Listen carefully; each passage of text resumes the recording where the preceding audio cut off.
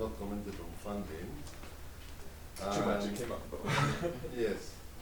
So, yes, it wasn't very clear that funding is still an issue, okay? It's difficult to get funding. In this country, government does not support strongly the work done in academia. Yes, there is some funding, but it's very little in comparison with the support that academia receives in our countries.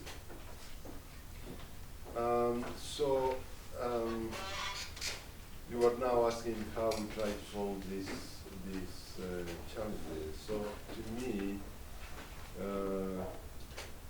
part of the way of solving the challenges is precisely to work with industry, okay? The problem working with industry is that they're not maybe too aligned with research, and they want quick results. So you have to find a way of merging that, working on, I would call them projects, that are more commercial in nature than research, and try to align that with research. So take advantage of funding that comes through project activities with industry, with government, and turn that into not only just a real life project, but into an opportunity to do research in the areas that you are working, okay? So it's merging, I would say, more commercial project activities into what is more academic, research-oriented activities. So going beyond the scope, you might have an industry collaboration that wants something quickly in a certain area, but you can still use that work to go beyond. Correct. Yeah, it's more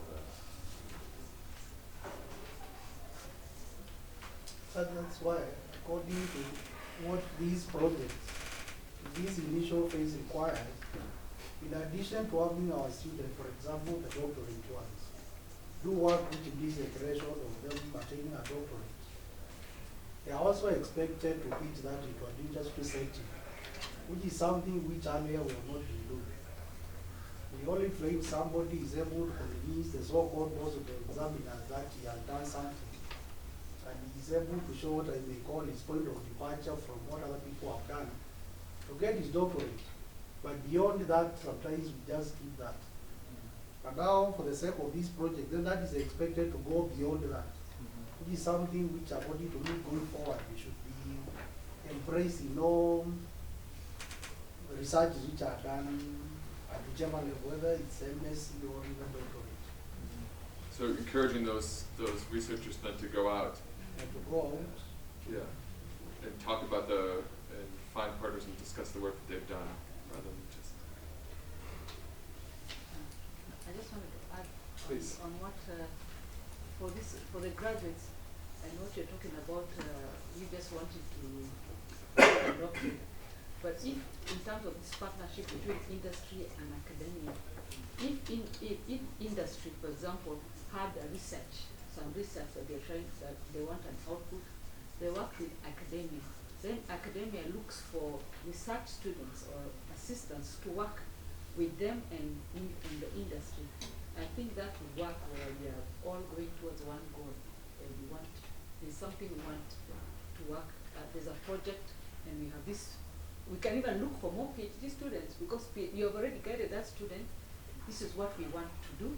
Are you willing to come and work with this research team? I was thinking that's something we don't do here. That would work for us. We aligned ourselves in that direction. So a partnership based on needs. Yes, yes. There's another here coming. Yeah, to add to what you said, and again it goes back to I think something you raised earlier. There's a challenge based on the challenge to appreciate research from an industry perspective. I'll give an example, like within the financial institutions in Kenya. These companies, we look at their end of year financials, they report billions in profits. But enough of these actually don't have research institutions or research departments within their companies, or if they have any research, you look at the budget allocated to it and some of the problems they try to solve, and you're like, you can do more. And so I think most of these institutions, the bottom line is money. And I think as researchers, what we need to show is what value can research add to your institution. So for example, you look at a financial institution, and then you look at some of the problems they're trying to solve. And sometimes it may require us as researchers to be like, okay, we may help you to see, we may not do this entire project for free, but can we maybe try and show you, actually, if you did this for free, if you did this for free, we'll try to solve this problem for you, show you that actually we may add value to it. Because enough of them don't see the value of research. They're like, we've been making money all along, right? But then if you can actually show them, actually you can make more money, you can have an impact beyond money to the society around, then they will be more willing to put their money or put their teeth into the problem. And so I think it may require us to sometimes identify some of the problems they may not be willing to fund, but initially be able to show as a proof of concept. Actually, if you deployed or adopted this strategy, as an institution, you may actually be more profitable or more efficient in your operations. And so that may require us taking initiative from our research end, and that will help those financial institutions or those institutions, whatever they may be, to see the value. And from there, we can actually be able to create even positions or employments for our PhD graduates who don't need it. Maybe some of them don't be in academia, but it's the only thing they can do with a PhD in the country. So the first time might be free. Yeah. What are you doing? Sometimes you may have to do it for free. I hear in other settings, people who are, allow me to use this example, sometimes you hear of people who like deal with drugs, sometimes they give it for free. Get hooked to it. See the value. See the fun in it. See why you do what you do. Give that to the financial institutions. Those guys, they value bottom lines. I used to work with a financial company before I moved back to Kenya for 5 years, and we had a research division, and that's how I used to work. Because the company appreciated the value of research, and then they hired a number of us, and I think out of 25, 23 were PhDs. So you see, it appreciated the value of research in terms of improving the models and the bottom line.